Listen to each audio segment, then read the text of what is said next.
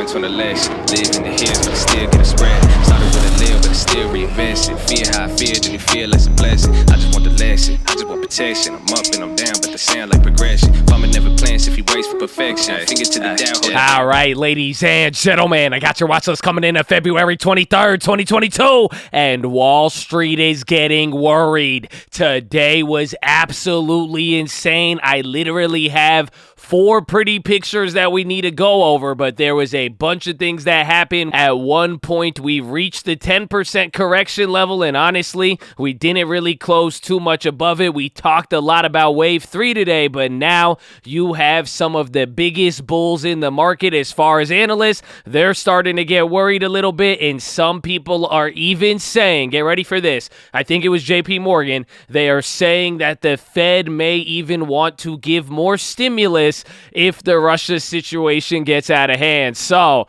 today was absolutely insane. If you saw the markets, you saw how crazy it was. It had to do with a lot of escalation back and forth. If you did not hear, we did put sanctions on Russia today, and there was a little bit of good and bad in that we need to talk about. But really, for the rest of the week and where we end up, it is going to be a very interesting one. And really, we're going to see if Wall Street is really scared, or maybe we get a relief rally. So we got a lot to talk about. I'm going to cover everything that happened throughout the day. I even have a timeline for some of the Russian events. We'll go over that. I have a bunch of plays that I want to look at. Not only did I make a couple of plays today, we need to talk about the butterflies, but now if we do get more escalation, there is literally a bunch of different plays in different industries that'll get affected. So if you're wondering what stocks to buy in this environment, we actually got a couple. So I want to go over those, the rest of the plays, and then everything for the rest of the week. So right off the bat, drop your thumbs up on the video if you find it helpful, and big shout out to all of you that we saw on stream today. We are live Monday through Friday, 30 minutes before open, youtube.com/thestockmarket. We will see you there, especially if the market goes crazy. But I have a bunch of pretty pictures. We're going to get into that, but I really want you to understand what happened today. The first thing I'll say, and this is in my opinion, I think today was a lot worse than the numbers reflected. So if you took a look at the NASDAQ, the S&P, and Dow Jones, it only looked like 1.5%, but the futures were ugly. Everything that happened with Europe and China, again, it was not pretty. Europe managed to bounce, but really the numbers did not reflect how bad it was. And the fact is, we were at 426 on the SPY at one point, and really that had a lot of implications if we went any lower than there. And the fact is, we did close below 430. We have not done that at any point throughout this year. We did have that little bounce towards the end, but today there was a lot of pressure and volatility. So keep that in mind. But now, why did we bounce at the end of the day? A lot of people were confused about this. We essentially got this reaction pretty quickly. You saw the market react, but simply the market got bullish after they digested the fact that the U.S. response was soft. By the time Biden spoke this morning, there was a lot of other headlines. People were getting worried. There was a lot of back and forth. Again, we were down at like 426 on the SPY there, but then he announced the sanctions and nothing really with a iron fist came out. Essentially, they did not sanction any state-owned banks, which would have really hurt a lot of the Russia citizens. A couple people talked about this. It does offer a off-ramp for Putin if he does want to de-escalate. So the fact that the United States didn't do that, it didn't seem as strong. There was no new energy sanctions announced by the United States. In the morning, we did react because Germany said, nah, we're not going to be doing Nord Stream 2. So that impacted a lot of natural gas and oil prices, but we did not add anything new. So that was good. And then you've probably heard about this SWIFT banking system, and we were talking about this months ago, but the good news of today, or bad news, depending on how you want to take it, the United States did not use that as a tool. So today was kind of like a soft sanction, more or less, or that's how a lot of people are interpreting it. So that's really what caused that little pop. But a lot of throughout all day, literally pre-market, we talked about the futures yesterday. Today was all about the escalation, and then we sanctioned the republics in the morning. People went back and forth, and Nord Stream, all of that happened in the morning, and then right when our sanctions came out, our market was able to bounce. So that pretty much summarizes today. There's a couple of things we need to talk about, but now I got to get you through all of these pretty pictures. There was a lot of different things, and don't forget, this is probably one of the most important things things, and it was highly debated today because a lot of people were freaking out about Russia, myself included, but a lot of people keep bringing up, wait, we still got the Fed, we got to pay attention to Fed policy. Some people are saying now that the Fed will actually have to slow down because of Russia, and so we'll see how that story develops, but at the end of the day, a lot of people are saying, wait, are we overreacting to Russia? Should we be paying attention to the Fed? There's a little bit of back and forth, but essentially now a lot of people are looking at a lot of different factors from bonds to the Fed, and now this was its own little catalyst causing some of the downside pressure. And now this first pretty picture, very simply, this dotted red line, this is the 10% correction point, and now people are worried because the S&P is now back to a correction from the all-time high. So that's one key level to look at. The next pretty picture I want to show you here is now Russia and the Russia index, and believe it or not, there was actually a bunch of inflows over the last couple weeks, but now what this is comparing in the last few days, we talked about this today and the other day, really a lot of the European stocks and specifically Russia, they have been getting hit a lot harder and even reacting to the news more, but now what you're seeing in the last few weeks, the drawdown in Russia stocks is equivalent to what they did in March 2020. So essentially, for the Russia stock market, this is as bad as when the pandemic started. So maybe it's a buying opportunity. I don't know. We'll keep our eye out for it, but a lot of people are talking about the inflows and outflows with everything else. And even if we go back to the sanctions being soft, people asked today, I kind of freaked out a little bit there about the bonds. We sanctioned their sovereign debt, and essentially, well, it was already sanctioned. So it didn't affect that because most people cannot buy primary market Russia bonds. But now what they announced today, it actually sanctioned any secondary markets as well too. So a lot of stuff with Russia, even the bonds and all that. We'll talk about it tomorrow, but that's the second pretty picture. And now coming into the third pretty picture, the break-evens on the 2-year, they have hit a fresh new high again this week. We are going to be getting the Fed's PCE. That is their important inflation indicator, but now break-evens are indicating that inflation is probably going to be around 4% in the next 2 years, which is very contrary to a lot of what the Fed is talking about. And now, why is this important? Because this has to do with all of the yield curve talks that we've been having. And now, here's your final pretty picture. As you can see here, a flat yield curve would be on the dotted red line, and various different bond swaps, you can see them there. They're getting close to inverting or completely going flat, but there is one that is important, and this is why I'm bringing up the 2-year here, because essentially a lot of Fed futures move today. If you start watching the bonds start to move here, even on the 2-year, chances are it'll probably affect the short term, the 3-month in the Fed futures, if this keeps persisting. But now a lot of yield curve discussions are going to come up, and this is one thing I want to highlight. This is from, I believe his name's Robert Harvey. He was one of the first guys who actually noticed the link between recessions and the yield curve in 1980s. He's one of the first people to actually do research on it, but one thing he said, watch the 3-month and the 10-year to invert or go flat. That is probably going to be your big recession signal, but any of the other ones, not as much. So again, 2 years go up, 10 years going down, you're getting a little flip-flop there, and that's what's making the curve flatten. But the real big kicker here, if you watch the 2-year go crazy and it starts to hit the Fed futures and the Fed starts to really price that in, you're probably going to get a lot of action. But now on top of it, depending on what the Fed does, whether or not they chill from Ukraine or not, people are already talking about the impact of a flattened yield curve with how this drama could kind of delay some of the stuff that the Fed has already signaled. So it is going to be important. But those are the pretty pictures as far as everything else in the rest of the week. Again,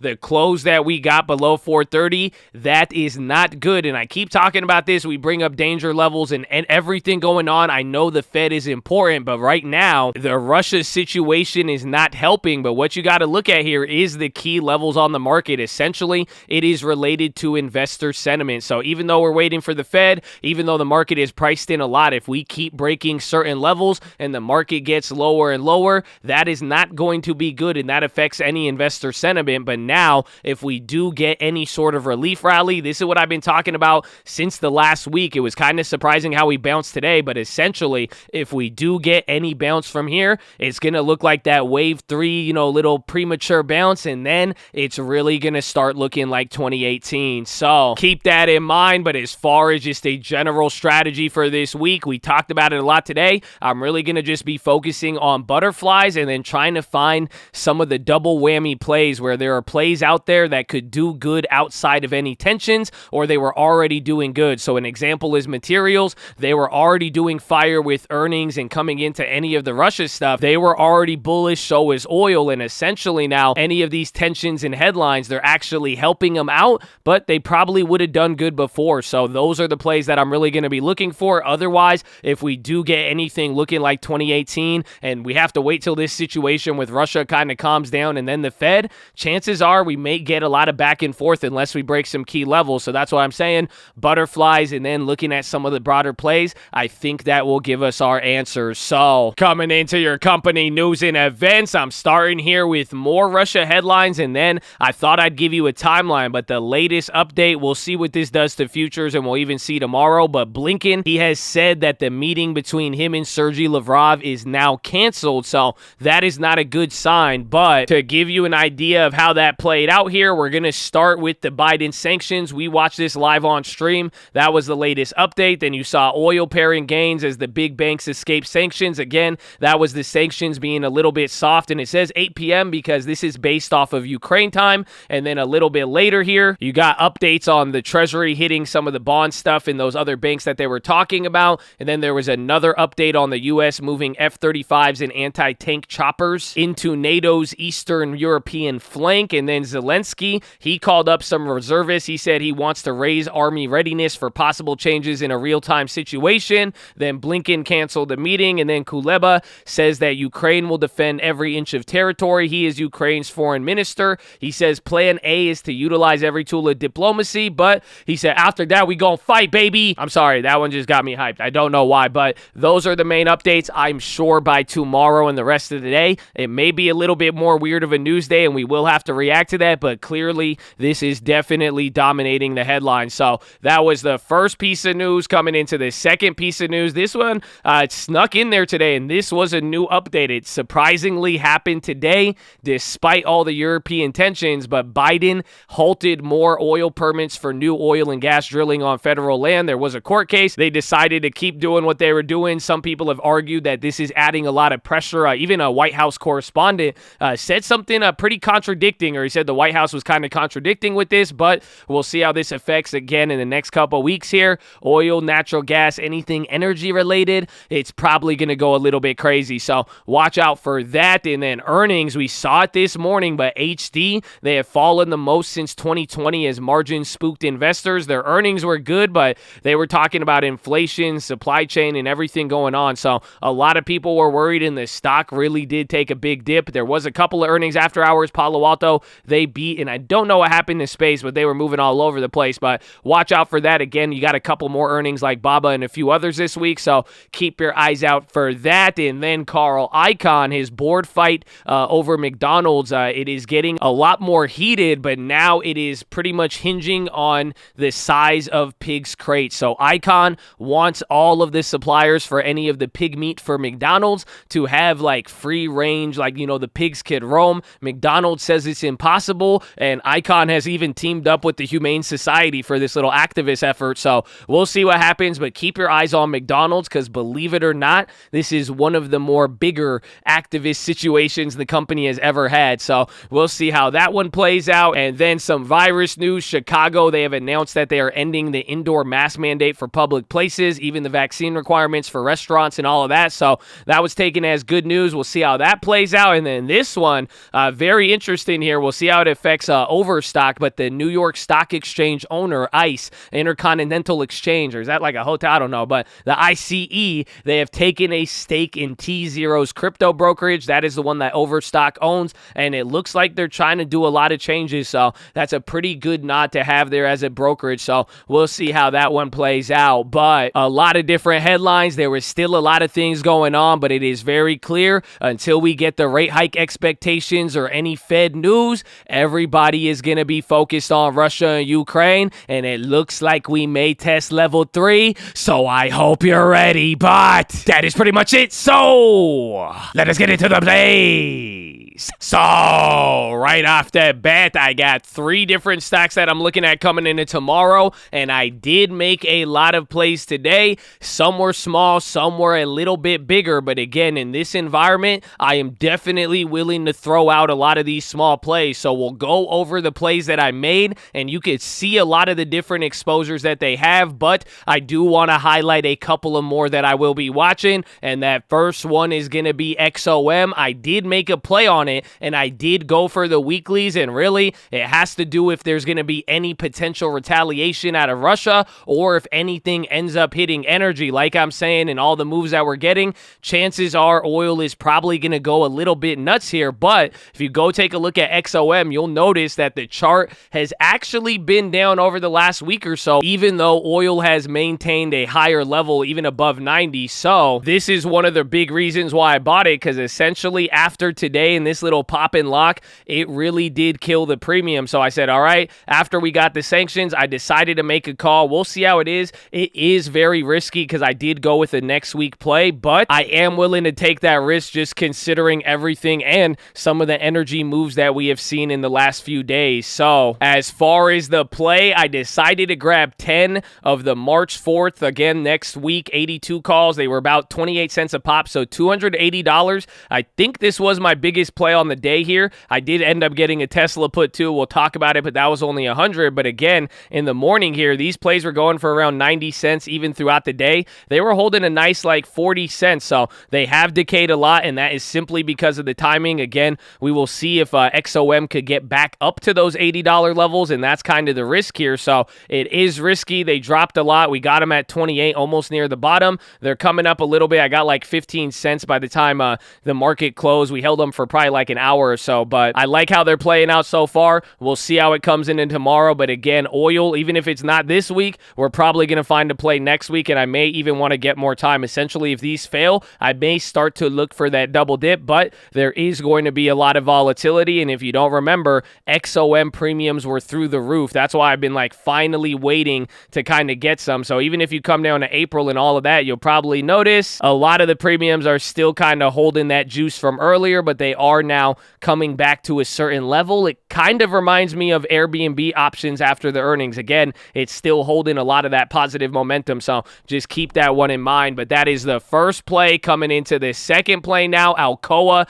I really like this, and this meets the logic that we talked about where Alcoa, they had really good earnings. They were hot. Remember, we hit a big play on it, so everything was going good for them, and now on top of it, the Russia-Ukraine stuff, it is only going to heighten the demand there for materials, and now aluminum and copper, those are two big products out of Russia. I think aluminum is the bigger one, and Russia makes up about, I think, 7% of all of the aluminum supply. So we'll see how anything plays out, any escalation and whatever happens. The stock managed to hold up today. They were down a little bit. Again, a lot of the safe havens, even XOM, they went up in the morning pre-market and then really sold off. So going to be watching out for this though, but I think Alcoa could be a good one. I'm not going to rush into this one because again, the earnings and everything else, the premiums were high. I sold out of all my plays. So really going to try to snipe one here, but I definitely think in the next week or so, and even this week, they should be able to benefit off of everything going on. So watch out for that one. And then finally, Tesla and Facebook. So I did go for one Tesla put today. I went for a next week and I didn't even know it. I thought my old March Tesla put, I thought that thing was down. It ended up going up about 200%. So I like what I'm seeing with some of the ones with time, but now these weeklies, just like the Facebook ones that we played, I'm actually waiting for a bounce in Tesla or Facebook. I decided to go with the $100 play here with Tesla to start it out, but in reality, the big thing I want is just one big move up, and I'm really expecting a lot of the put premium to get clapped. Again, we flipped those Facebooks last week. We even did a Tesla as well too, and even though some of the puts went down this morning, essentially any of these big rallies, it is willing to kill the short-term premium, and then essentially if we get any volatility returning, these two plays are usually good where I could get some cheap ones and then they could still have some pretty big upsides. So I grabbed one today. I'm waiting for another entry, but right now both Facebook and Tesla are kind of expensive. I waited a really long time to get this contract throughout the day. I think I got it at like 8% premium. I just grabbed one of these for about 90 cents, a $600 put for next week. It was as low as like 60 cents, and even then during any of the rallies there, like I'm saying, the premiums are willing to get whacked. That's what I like about it. So very risky, but I decided to get one in there. But essentially, if we get any good green days and Facebook or Tesla puts become cheaper, if I'm expecting volatility to return at any level, I am going to try to hit a couple of these cheap ones. So watch out for that. As far as everything everything else, the only other plays that I made today, I grabbed a Yandex to start off the day. I grabbed a March $20 put, and I bought it for about 40 cents. And it was a little bit expensive even after the stock move. It kind of went down here, but why I grabbed it, I was like, well, I was looking at the RSX plays for a while, and then the premiums really weren't that good. This was individually related. Again, Yandex is like the Google of Russia, so I was like, all right, I'll get some of it. They were down 20% today, then they had that little pop, so it was all over the place. I thought it'd be a good one. This is one of the plays that I spent $40 on, and then the next play that I got $40 on or $50 on, it was Ralph Lauren, and I grabbed a March 155 call, and literally this was going after a news play without any confirmation. So we saw it during the day. The volume went crazy. The stock shot up. I was like, all right, let's see what we got. These options seemed a little bit cheap, and they're actually holding up pretty decent. Some of them even went for like $1 or $2, but it was off of a report that Ralph Lauren may sell to LVMH, but then I think Axios confirmed it, and they were just talking about potential sales of Ralph Lauren. So we'll see what happens, but they held up today, and even Macy's, and their earnings was good. So thought that one was nice, but that play, again, another $50. And then I made two slightly bigger plays. The first one, or the second one, was Boeing, and I grabbed the next week puts at 165. I grabbed 3 of these at 29 cents a pop. They went up, almost doubled at the end of the day there, and the reason was Russia was even talking about sanctioning Boeing in response, and then even China too. There was a couple of things. I think China was related to RTX, but essentially if there's any issues as a plane maker, Boeing would surprisingly be a target in the mix of it. So if we do get any escalation from Russia, it'll come through energy, or it may even hit Boeing. I was like, all right, give me $100 play on that. Thought it would be decent, and some of the premiums really aren't that bad if you want to take a look at it. Again, comparing it to the last few days, at 29, it was up about like 30%. Again, they were going for like 20 cents the day before that, but when you take a look back, you could kind of see it's held up, but again, there is a lot less time. So if any volatility disappears, these will probably get clapped. And then finally, the last play I made was Altria. We talked about this one yesterday. I thought it was very good, even though they were down this morning. They were even down 1.5%, and people were talking about how Philip Morris and even Altria could get affected by the Russia stuff, believe it or not. But I was like, all right, they're holding up. Some of the defense names weren't too bad. They were literally at the bottom, and I was able to grab 30 of these for 5 cents, one of the lower prices that it's been at. And again, the other day, these were just going for 22 cents. They have one extra week of time. Bought 30, spent $150. They went up there to around like 9 or 10 cents. Sold out half, 15 contracts, I believe at like 9 or 10 cents. Got my initial investment back, and then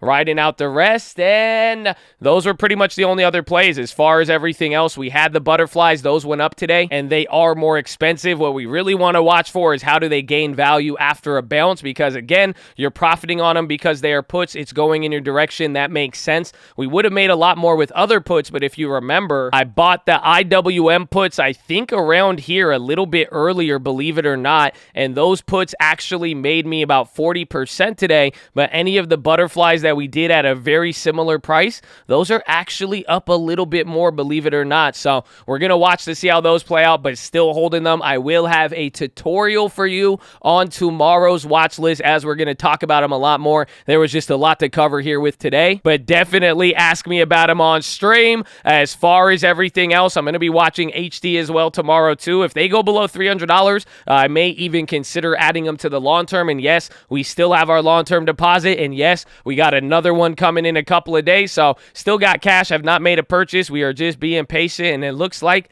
some things may reward us, so we'll keep our eye out for them. Alcoa, like I said, Facebook and Tesla. Redfin, they ended up doing good today. Even like Roku, some of these like post-earnings mover, they did good, but this one kind of reminded me of Zillow in a way, so I'm going to be keeping a close eye on them tomorrow. Banks, they struggled today. I mean, they managed to close green on a day like today, which is good, and they were leading a little bit, but watch out for that. Again, our plays are getting a little bit crushed there, but I am still slightly bullish on financials. I don't know why, but it feels like they have not really gotten crushed as they should, and that they may have one of those advantages regardless of everything that's gone on. So just watch out for them. And then Palo Alto Networks, they killed it off our earnings. They were pricing in 10%. I think they moved a little bit lower than that, but still not too bad. So we'll watch for the pre-earnings tomorrow. If it's only up 5%, those options will be down. So keep that in mind for a post-earnings play. Going to be looking at MO for the continuation. RL, I would keep your eye on it again with any of those rumors. And then Alibaba,